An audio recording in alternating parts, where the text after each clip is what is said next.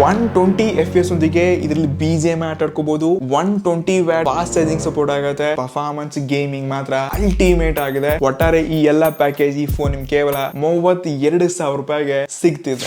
Friends ಮಾತ್ರ ಈ iQOO Neo7 Pro ಬಂದು ಆಲ್ರೆಡಿ 3 ದಿವಸ ಆಯ್ತು. ಆದ್ರೆ ನಾವೇ 3 ದಿವಸದಿಂದ ಊರಲ್ಲಿ ಇರ್ಲಿಲ್ಲ. ಕೇರಳ ಟ್ರಿಪ್ ಹೋಗಿದ್ದೆ. ನೆಕ್ಸ್ಟ್ ಅಲ್ಲಿಂದ 4ನೇ ತಾರೀಕಿಗೆ ಇವರದೇ ಫೋನ್ ಇವೆಂಟ್ ಹೋಗಿದ್ದೆ. ನೆಕ್ಸ್ಟ್ ಇದು ಇವಾಗ ಬಂದ್ ಡೈರೆಕ್ಟ್ಲಿ ಈ ಫೋನ್ ಕೈಲಿ ಹಿಡ್ಕೊಂಡಿದ್ವಿ. ಎಸ್ ನೀವೆಲ್ಲ ವೇಟ್ ಮಾಡ್ತಿದ್ದೀರಾ, ಜಾಸ್ತಿ ಟೈಮ್ ವೇಸ್ಟ್ ಮಾಡಬೇಡ, ಬನ್ನಿ ಬಟ್ಟೆ ಬಿಚ್ಚೋಣ. ಫೋನ್ದು ಎಸ್ ಮೊದಲಾಗಿ ಬಾಕ್ಸ್ ನೋಡಬಹುದು. Neo7 iQOO ಅಂತ ಇದೆ. ಸೊ ನನ್ನ ಹತ್ರ 256 GB ಇದೆ. Colour dark star.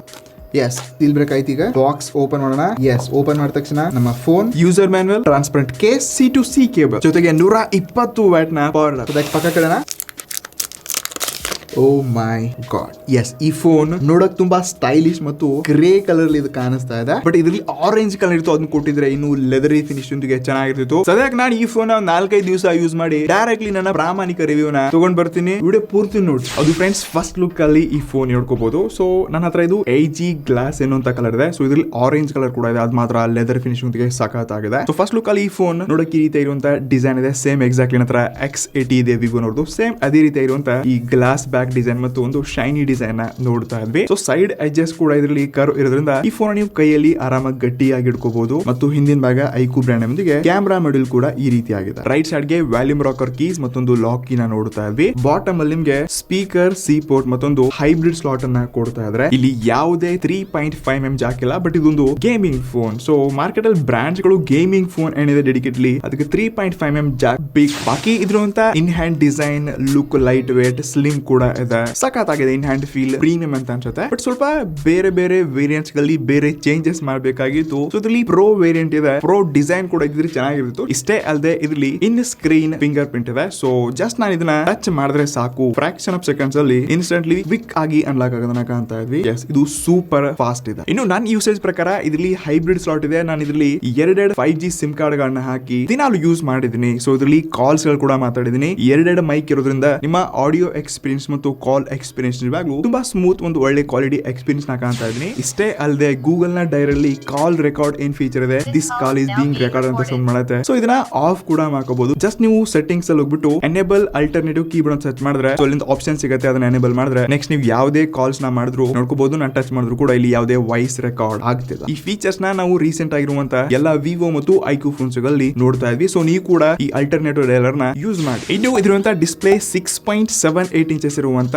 AMOLED 120 Hz refresh ಒಂದಿಗೆ 10 ಬೀಟ್ ಅದು HDR10+ ಕೂಡ ಸಪೋರ್ಟ್ ಆಗುತ್ತೆ. ನಾನು ಇದರಲ್ಲಿ ಯೂಟ್ಯೂಬ್ ವಿಡಿಯೋಸ್ ಗಳನ್ನ ಟ್ರೈ ಮಾಡಿದೆ. ಎಸ್ ಇಲ್ಲಿ ಇದನ್ನಂತ ಕ್ವಾಲಿಟಿ ಎಕ್ಸ್ಪೀರಿಯನ್ಸ್ ವಿವಿಂಗ್ ಆಂಗಲ್ಸ್ ಹೇಳಿದೆ. ಇದು ನಿಜವಾಗ್ಲೂ ಸಖತ್ ಇರುವಂತ ಎಕ್ಸ್ಪೀರಿಯನ್ಸ್ ಕೊಡ್ತು. ಬಟ್ ಇದರಲ್ಲಿ ಮಿಸ್ಸಿಂಗ್ ಅಂತ ಅಂದ್ರೆ ನಾವು ಬೇರೆ ಫೋನ್ಸ್ ಕಂಪೇರ್ ಮಾಡಿದ್ರೆ ಈ ಪ್ರೈಸ್ ನಲ್ಲಿ ಕರ್ವ್ಡ್ AMOLED ಡಿಸ್ಪ್ಲೇ ಸಿಗ್ತಾ ಇದೆ. ಬಟ್ iQOO ನಲ್ಲಿ ನಾನು ರೀಸೆಂಟ್ಲಿ ಈ 9 ಸೀರೀಸ್ ಮತ್ತು Neo ಸೀರೀಸ್ ಅಲ್ಲಿ ಕರ್ವ್ಡ್ ಡಿಸ್ಪ್ಲೇ ಇರುವಂತ ಫೋನ್ಸ್ ನೋಡ್ಕೊಂಡಿಲ್ಲ. ಬಟ್ 2K AMOLED ಅಲ್ಲಿ ಕೊಟ್ಟಿದ್ದಾರೆ. ಬಟ್ ಅದು ಕರ್ವ್ಡ್ ಕೊಟ್ಟಿಲ್ಲ. ಇಲ್ಲಿ ವಿಶೇಷವಾಗಿ ಇದರಲ್ಲಿ ಕ್ರಾಸ್ ಕಟಿಂಗ್ ಇಲ್ಲಿ iQOO ದುಡ್ಡು ಉಳಿಸ್ತಿದೆ ಅಂತಾನೆ ಹೇಳ್ಕೋಬಹುದು. ಇನ್ನು ಸೆಟ್ಟಿಂಗ್ಸ್ ಅಲ್ಲಿ ನಿಮಗೆ ಐ ಪ್ರೊಟೆಕ್ಷನ್ ಅಂತ ಒಂದು ಫೀಚರ್ ಇದೆ. ಇದನ್ನ ಎನೇಬಲ್ ಮಾಡ್ಕೊಂಡು ನಾನು ರೆಗ್ಯುಲರ್ಲಿ ಲಾಂಗ್ ಟರ್ಮ್ ವಿಡಿಯೋಸ್ ಗಳನ್ನ ನೋಡ್ಕೊಂಡೆ, ಯೂಟ್ಯೂಬ್ ವಿಡಿಯೋ ನೋಡ್ಕೊಂಡೆ, ಮೂವಿ ಎಕ್ಸ್ಪೀರಿಯನ್ಸ್ ಕೂಡ ತಗೊಂಡೆ. ಅದಕ್ಕೆ ನಾವು ಈ ದೊಡ್ಡದಾಗಿರುವಂತಹ 6.78-9 ಇಂಚಸ್ ಇರುವಂತಹ ಡಿಸ್ಪ್ಲೇ ಗಳನ್ನ ಯೂಸ್ ಮಾಡಿ ಎಕ್ಸ್ಪೀರಿಯನ್ಸ್ ತಗೊಂಡಿದ್ವಿ. ಸೊ ಈ ಫೋನ್ ತುಂಬಾ ದೊಡ್ಡದಾಗಿದೆ, ಲೈಟ್ ವೇಟ್ ಕೂಡ ಇದೆ. ಸೊ ಎಕ್ಸ್ಪೀರಿಯನ್ಸ್ ನಾನು ಬೇರೆ ಫೋನ್ಸ್ ಕಂಪೇರ್ ಮಾಡಿದ್ರೆ ತುಂಬಾ ಅಗಲವಾಗಿರುವಂತಹ ಡಿಸ್ಪ್ಲೇ ನೋಡ್ಕೊಂಡಿದೆ. ಇಷ್ಟೇ ಅಲ್ಲದೆ ಇದರಲ್ಲಿ 1300 ನಿಟ್ಸ್ ನ ಪೀಕ್ ಬ್ರೈಟ್ನೆಸ್ ಇದೆ. ನಾನು ಔಟ್ಡೋರ್ ಟ್ರೈ ಮಾಡಿದೆ. ಅಪ್ಲಿಕೇಶನ್ಸ್ ಗಳು, ನೋಟಿಫಿಕೇಶನ್, ಬ್ರೈಟರ್, ಮಳೆಗಾಲದಲ್ಲಿ ಕೂಡ ಸ್ವಲ್ಪ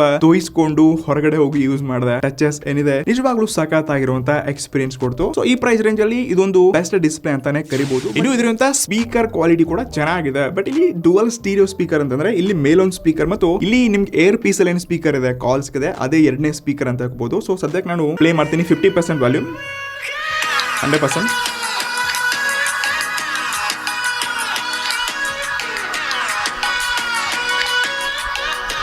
ಎಸ್ ಇಲ್ಲಿ ಕೆಳಗಿರುವಂತ ಸ್ಪೀಕರ್ ಏನಿದೆ ಸ್ವಲ್ಪ ಲೌಡ್ ಇದೆ. ಬಟ್ ಮೇಲೆ ಮತ್ತೆ ಕೆಳಗೆ ಕಂಪೇರ್ ಮಾಡಿದ್ರೆ ಅಂದ್ರೆ 40-60 ಅಂತ ಹಾಕಬಹುದು. ಬಟ್ ಇದಿರುವಂತ ಆಡಿಯೋ ಎಕ್ಸ್ಪೀರಿಯನ್ಸ್ ಚೆನ್ನಾಗಿದೆ. ಒಟ್ಟಾರೆ ಇದಿರುವಂತ ಮಲ್ಟಿಮೀಡಿಯಾ ಎಕ್ಸ್ಪೀರಿಯನ್ಸ್ ಗೆ ಡಿಸ್ಪ್ಲೇ ವಿವಿಂಗ್ ಆಂಗಲ್ಸ್ ಗಳು ನೋಡ್ಕೊಂಡಾಗ ಸೊ ಅಂಡರ್ 32,000 ಗೆ ಒಂದು ಬೆಸ್ಟ್ ಎಕ್ಸ್ಪೀರಿಯನ್ಸ್ ಇದೆ. ಬಟ್ ಇಲ್ಲಿ ಮೇನ್ ಮಿಸ್ಸಿಂಗ್ ಅಂತಂದ್ರೆ ಇದರಲ್ಲಿ ಕರ್ವ್ಡ್ AMOLED ಡಿಸ್ಪ್ಲೇ ನಿಮಗೆ ಸಿಕ್ತಿಲ್ಲ. ಇನ್ನು ಈ ಫೋನ್ ಅಂತ ಪರ್ಫಾರ್ಮೆನ್ಸ್ ಹೋದ್ವಿ ಅಂತಂದ್ರೆ ಅದು 32,000 ರೂಪಾಯಿಗಳ ಇನ್ನು ಮಾರ್ಕೆಟ್ ಯಾರು 8 Gen 1 ಪ್ರೊಸೆಸರ್ ಕೊಟ್ಟಿಲ್ಲ. ಬಟ್ ಅದು iQOO ಕಡೆಯಿಂದ ಸಾಧ್ಯವಾಗಿದೆ. ನಾನು ಇದರಲ್ಲಿ ದಿನಾಲು ಗೇಮ್ ಆಟ ಆಡಿದ್ದೀನಿ. ಅದು ಅಸ್ಫಾಲ್ಟ್ 9 ಆಗಿರ್ಲಿ ಮತ್ತು BGMI ಕೂಡ ಟೆಸ್ಟ್ ಮಾಡಿದೀನಿ. ಇದರಲ್ಲಿ ಸ್ಪೆಷಲಿ ಎರಡನೇ ಚಿಪ್ ಅದು ಗೇಮಿಂಗ್ ಗೋಸ್ಕರ ಇಂಡಿಪೆಂಡೆಂಟ್ ಚಿಪ್ ನ ಕೊಡ್ತಾ ಇದ್ರೆ ಇದಿರುವಂತ ಎಕ್ಸ್ಪೀರಿಯನ್ಸ್ ಗೇಮಿಂಗ್ ಅಲ್ಲಿ ಮಾತ್ರ ನಾನ್ ಸಖತ್ ಇಂಪ್ರೆಸ್ ಆದೆ. ಸೊ ಈ ಪ್ರೈಸ್ ರೇಂಜ್ ಅಲ್ಲಿ ಒಂದು ಬೆಸ್ಟ್ ಎಕ್ಸ್ಪೀರಿಯನ್ಸ್ ನಾನು ಕಂಡಿದ್ದೀನಿ. ಸದ್ಯಕ್ಕೆ ನಾವು ಅಸ್ಫಾಲ್ಟ್ 9 ಟ್ರೈ ಮಾಡ್ತಾ ಇದ್ವಿ. ಓ ಮೈ ಗಾಡ್, ನಾನೇ ಲಾಸ್ಟ್ ಅಂತ 7ನೇ ನಂಬರು.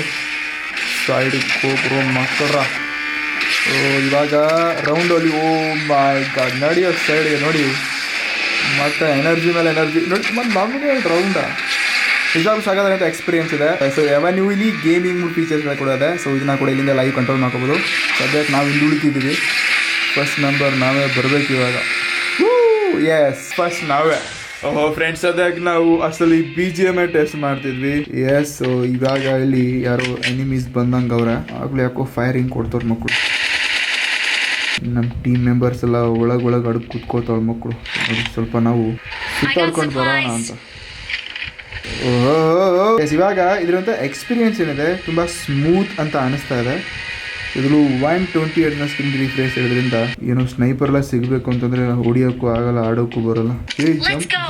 ಜಂಪ್ ಸದ್ಯಕ್ಕೆ ಇಲ್ಲೆಲ್ಲ ಡ್ರಾಪ್ ಬೀಳಂಗಿದೆ. ಎಲ್ಲಿದೆ ಡ್ರಾಪ್? ಓ, ನಮ್ಮ ಟೀಮ್ಮೇಟ್ ಅವ್ರು ಕರಿತಾರೆ, ಹೋಗೋಣ. ಟೆನ್ಷನ್ ಮಾಡ್ಕೊತಾರೆ ಮತ್ತೆ ಹೋಗಿಲ್ಲ ಅಂತಂದ್ರೆ. ಬಂದೇ ಇರಪ್ಪ.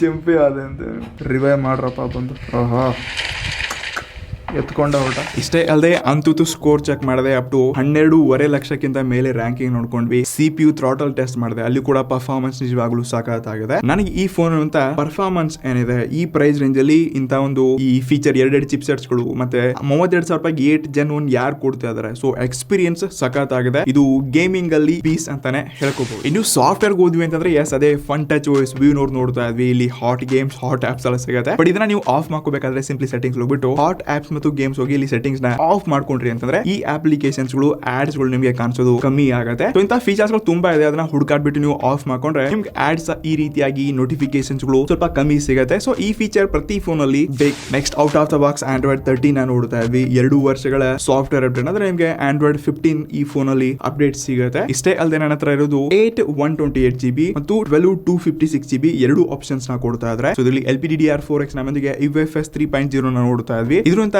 RAM ಎಕ್ಸ್ಪೀರಿಯನ್ಸ್ ಪರ್ಫಾರ್ಮೆನ್ಸ್ ಏನಿದೆ ನಿಜವಾಗ್ಲೂ ಒಳ್ಳೆ ಎಕ್ಸ್ಪೀರಿಯನ್ಸ್ ಕೊಟ್ಟಿದೆ. ಆಪ್ ಓಪನಿಂಗ್ ಪರ್ಫಾರ್ಮೆನ್ಸ್ ಎಲ್ಲ ನನಗೆ ಸಖತ್ ಇಷ್ಟ ಆಯ್ತು. ಇನ್ನು ಇದರಂತ ಕ್ಯಾಮ್ರಾ ಎಕ್ಸ್ಪೀರಿಯನ್ಸ್ ಹೋದ್ವಿ ಅಂತಂದ್ರೆ ಇದರಲ್ಲಿ ಡುವಲ್ ಕ್ಯಾಮ್ರಾ ಕೊಡ್ತಾ ಇದ್ದಾರೆ. 3-4 ಕ್ಯಾಮ್ರಾ ಅವಶ್ಯಕತೆ ಇಲ್ಲ. ಎಸ್, ಮೇನ್ ಕ್ಯಾಮ್ರಾ ಏನಿದೆ 50 ಮೆಗಾಪಿಕ್ಸೆಲ್ ನ ಐಸೋಸೆಲ್ GN5 ಸೆನ್ಸರ್ ಇದೆ. ಸೊ ಇದು OIS ಒಂದಿಗೆ ಬರ್ತಾ ಇದೆ. ಎರಡನೇ ಕ್ಯಾಮ್ರಾ 8 ಮೆಗಾಪಿಕ್ಸೆಲ್ ನ ಅಲ್ಟ್ರಾ ವೈಡ್. ಎಸ್, ನಾನು ಇದನ್ನ ತುಂಬಾ ಡಿಫರೆಂಟ್ ಕಂಡೀಷನ್ ಅಲ್ಲಿ ಫೋಟೋಸ್ ಗಳನ್ನ ತೆಗೆದಿದ್ದೀನಿ. ಇಲ್ಲಿ ಸ್ಕ್ರೀನ್ ಮೇಲೆ ನೋಡ್ಕೋಬಹುದು ಡೇ ಲೈಟ್ ಇರುವಂತಹ ಫೋಟೋಸ್ ಗಳು ಅವರೇಜ್ ಆಗಿದೆ. ಒಂದು ನಾರ್ಮಲ್ ಕ್ವಾಲಿಟಿ ಪಿಕ್ಚರ್ಸ್ ಗಳನ್ನ ನಾವಿಲ್ಲಿ ನೋಡ್ತಾ ಇದ್ವಿ. ಜೂಮ್ ಮಾಡಿದಾಗ ಕೂಡ ಕ್ಲಾರಿಟಿ ಕೂಡ ತುಂಬಾ ಚೆನ್ನಾಗಿದೆ. ನೀವು ಯಾವಾಗ ಇಂಡೋರ್ ಬರ್ತೀವಿ ಇಲ್ಲಿ ಕೂಡ ಅಷ್ಟೇ ಇಮೇಜ್ ಪ್ರೊಸೆಸಿಂಗ್ ಏನಿದೆ ಇಲ್ಲಿ ಪಿಕ್ಚರ್ಸ್ ತೆಗೆದ ತಕ್ಷಣ ಸ್ವಲ್ಪ ಸ್ಮೂತರ್ ಮಾಡುತ್ತೆ ಮತ್ತು ಕ್ಲಾರಿಟಿ ಸ್ಕಿನ್ ಟೋನ್ ನಿಜವಾಗ್ಲೂ ಸಖತ್ ಎಕ್ಸ್ಪೀರಿಯನ್ಸ್ ಕೊಡುತ್ತೆ. ಇಷ್ಟಲ್ಲದೆ ನನ್ನ ಫೇಸ್ ನ ಅಬ್ಸರ್ವ್ ಮಾಡಿ ಬಾಡಿನ ಅಬ್ಸರ್ವ್ ಮಾಡಿದಾಗ ಇಲ್ಲಿಯ ಸ್ಕಿನ್ ಟೋನ್ ಕೂಡ ತುಂಬಾ ನ್ಯಾಚುರಲ್ ಆಗಿ ಕೊಡುತ್ತೆ. ಇನ್ನು ಪೋರ್ಟ್ರೇಟ್ ಹೋದ್ವಿ ಅಂದ್ರೆ ಇಲ್ಲಿ ಅಕ್ಯುರೇಟ್ ಆಗಿರುವಂತಹ ಪೋರ್ಟ್ರೇಟ್ ಪಿಕ್ಚರ್ಸ್ ನ ಕೊಡುತ್ತೆ. ಇನ್ನು ನೈಟ್ ಅಲ್ಲಿ ಮಾತ್ರ ಸೇಮ್ ವಿವೋ ಫೋನ್ಸ್ ಗಳಲ್ಲಿ ಕಣ್ಣು ಏನು ಕಾಣಿಸಲ್ಲ, ಬಟ್ ಪಿಕ್ಚರ್ಸ್ ಗಳನ್ನ ತೆಗೆದಾಗ ಯಾವ ರೀತಿ ಒಂದು ಇಮೇಜ್ ಪ್ರೊಸೆಸಿಂಗ್ ಇದೆ ಅದು ವಿವೋ iQOO ಫೋನ್ಸ್ ಗಳಲ್ಲಿ ಸ್ವಲ್ಪ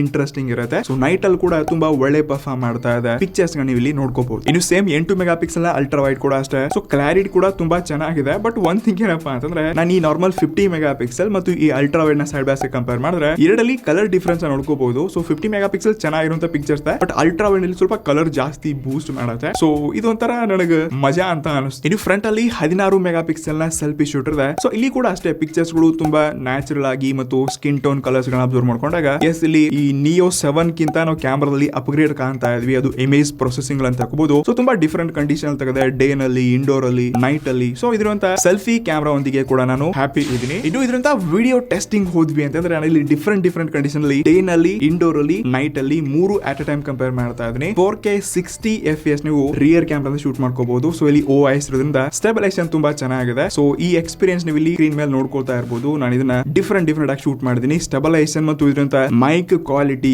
ವಿಡಿಯೋ ಆಡಿಯೋ ರೆಕಾರ್ಡ್ ಏನಾಗುತ್ತೆ, ಸೊ ಇದಿರುವಂತ ಎಕ್ಸ್ಪೀರಿಯನ್ಸ್ ನಿಜವಾಗ್ಲೂ ನಮ್ಗೆ ಸಾಕ ಇಂಟ್ರೆಸ್ಟಿಂಗ್ ಮತ್ತು ಒಳ್ಳೆ ಕ್ವಾಲಿಟಿ ಎಕ್ಸ್ಪೀರಿಯನ್ಸ್ ಸಿಕ್ತು. ಇನ್ನು ಫ್ರಂಟ್ ಬಂದ್ವಿ ಅಂತಂದ್ರೆ ಇಲ್ಲಿ ಕೇವಲ 1080p 30 fps ಅಲ್ಲಿ ರೆಕಾರ್ಡ್ ಮಾಡ್ಕೋಬಹುದು. ಇದರಲ್ಲಿ 60 fps ಕೊಡಿದ್ರೆ ಸೆಲ್ಫಿನಲ್ಲಿ ಇನ್ನಷ್ಟು ಚೆನ್ನಾಗಿರುವಂತ ರೆಕಾರ್ಡ್ ಮಾಡ್ಕೋಬಹುದಿತ್ತು. ಸ್ಪೆಷಲಿ ವ್ಲಾಗಿಂಗ್ ವಿಡಿಯೋಗೋಸ್ಕರ ತಗೊಳ್ತೀನಿ ಅಂತಂದ್ರೆ ಹಿಂದಿನ ಕ್ಯಾಮ್ರಾ ಮಾತ್ರ ಬೆಸ್ಟ್, ಮುಂದಿನ ಕ್ಯಾಮ್ರಾ ವಿಡಿಯೋನಲ್ಲಿ ಓಕೆ ಅಂತಾನೆ ಹೇಳ್ಕೋಬಹುದು. ಒಟ್ಟಾರೆ ಕ್ಯಾಮ್ರಾದಲ್ಲಿ OIS ಇರೋದ್ರಿಂದ ನೀವು ಇಲ್ಲಿ ಒಂದು ಒಳ್ಳೆ ಸ್ಟೆಬಿಲೈಸೇಷನ್ ಒಂದಿಗೆ ನೈಟ್ ಅಲ್ಲಿ ಕೂಡ ಒಂದು ಒಳ್ಳೆ ಪಿಕ್ಚರ್ಸ್ ಗಳನ್ನ ತೆಗಿಬಹುದು. ಸೇಮ್ ಲೈಕ್ ನಾವು ವಿವೋ X ಸೀರೀಸ್ ಅಲ್ಲಿ ಯಾವ ರೀತಿ ಎಕ್ಸ್ಪೀರಿಯನ್ಸ್ ನ ಕಂಡಿದೀವಿ ಅದೇ ರೀತಿಯಾದ ಕ್ಯಾಮ್ರಾ ಎಕ್ಸ್ಪೀರಿಯನ್ಸ್ ನಾನು ಈ ಫೋನ್ ಅಲ್ಲಿ ನೋಡ್ತಿದ್ದೀನಿ. ಇದು ಕೊನೆಯದಾಗಿ ಇದ್ರಂತ ಮತ್ತೊಂದು ಮಾಸ್ಟರ್ ಪೀಸ್ ಫೀಚರ್ ಅಪ್ಪ ಅಂದ್ರೆ ಇದ್ರಂತ ಬ್ಯಾಟರಿ 5000 mAh ಬ್ಯಾಟರಿ ಒಂದಿಗೆ 120 ವ್ಯಾಟ್ ನ ಪವರ್ ವಿತ್ ಬಾಕ್ಸ್ ಒಳಗೆ ಸಿಗ್ತಾ ಇದೆ. ಟ್ರಸ್ಟ್ ಮೀ, ನಾನು ಇದುವರೆಗೆ iQOO ಫೋನ್ಸ್ ಗಳನ್ನ ನೋಡ್ಕೊಂಡಿದ್ದು ಮಾರ್ಕೊಂಡಲ್ಲಿ ಅವೆಲ್ಲ ವೆಲ್ ಆಪ್ಟಿಮೈಸ್ಡ್, ಅದು ಪ್ರೊಸೆಸರ್ ಒಂದಿಗೆ ಸಖತ್ ಮ್ಯಾಚ್ ಆಗಿ ಬೇರೆ ಫೋನ್ಸ್ ಗಳು ಕೂಡ ಸೇಮ್ ಪ್ರೊಸೆಸರ್ ಸೇಮ್ ಬ್ಯಾಟರಿ ಇದ್ರು ಕೂಡ ಇದರಲ್ಲಿ ಬ್ಯಾಟರಿ ಆಪ್ಟಿಮೇಷನ್ ಚೆನ್ನಾಗಿದೆ, ಬ್ಯಾಟರಿ ಬ್ಯಾಕಪ್ ಕೂಡ ಸಖತ್ ಆಗಿ ಬರುತ್ತೆ. ಸೊ ಇದನ್ನ ನಾನು ಲೈವ್ ಆಗಿ ಟೆಸ್ಟ್ ಮಾಡಿದೀನಿ. ಇದನ್ನ ಚಾರ್ಜ್ ಮಾಡಬೇಕಾದ್ರೆ ಜಸ್ಟ್ ನೀವು 30 ಮಿನಿಟ್ಸ್ ಒಳಗಡೆ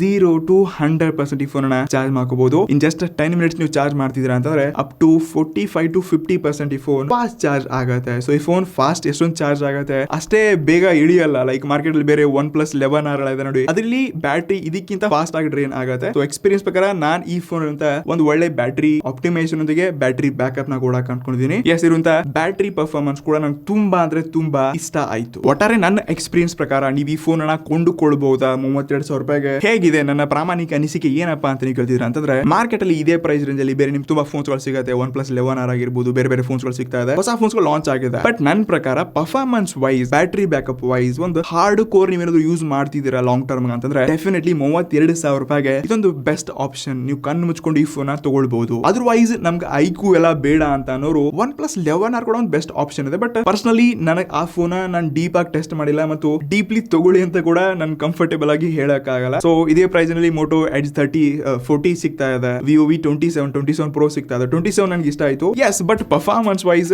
ಈ ಫೋನ್ ಚೆನ್ನಾಗಿದೆ ಗುರು, ನಾನು ತಗೊಳ್ಳಿ ಅಂತ ಹೇಳ್ಬಹುದು. ಬಾಕಿ ಇದರಲ್ಲಿ ಮಿಸ್ಸಿಂಗ್ ಅಂತಂದ್ರೆ ಒಂದು ಕರ್ವ್ಡ್ AMOLED ಡಿಸ್ಪ್ಲೇ ಕೊಟ್ಟಿಲ್ಲ ಅಷ್ಟೇ. AMOLED ಇದೆ ಬಟ್ ಕರ್ವ್ಡ್ ಸಿಕ್ಕಿಲ್ಲ ಅಷ್ಟೇ. ಸೊ ಇದು 32,000 ರೂಪಾಯಿಗೆ ಒಂದು ವ್ಯಾಲ್ಯೂ ಫಾರ್ ಮನಿ ಡಿವೈಸ್ ಇದೆ. ನೀವು ತಗೋಬಹುದು ವಿತ್ ಆಫರ್ ಅಂತ 32,000-31,000 ರೂಪಾಯಿಗೆ ಸಿಗುತ್ತೆ. ಬಾಕಿ ನಿಮಗೆ ನಮ್ಮ ಪ್ರಾಮಾಣಿಕ ಅನಿಸಿಕೆ ಅಥವಾ ನನ್ನ 5 days ಎಕ್ಸ್ಪೀರಿಯನ್ಸ್ ಹೇಗೆ ಅನಿಸ್ತು, ನಿಮ್ ಕ್ವಶನ್ಸ್ ಏನಾದ್ರು ಕೆಳಗಡೆ ಕಮೆಂಟ್ ಮಾಡಿ. ಸೇಮ್ ಅಂತ ಬಂದ್ಬಿಡಿ. ನಮಸ್ಕಾರ.